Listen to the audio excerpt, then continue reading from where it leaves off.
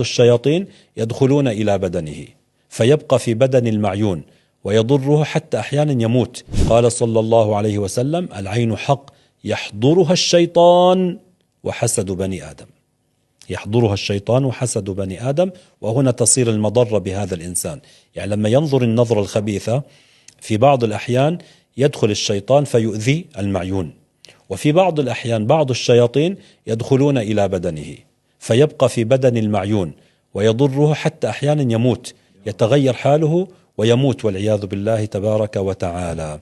وبعض الناس يجعل هذا الشيطان في بدنه نقطة كأنه دخل منها نقطة ضعف، فيصير يؤذيه ويبقى يتكرر إن لم يعالج نفسه من هذه العين. فالنبي أرشد في مثل هذا إلى أن تذهب إلى ماذا؟ إلى الرقية الشرعية، أن تذهب إلى راق يتقي الله عز وجل ويقرأ عليك بإذن الله تتعافى بمشيئة الله. وهذا ما كان يعلم. يعني بعض الناس يقول لك: لما الرقية الشرعية؟ لما أنا أتي بإنسان يرقيني؟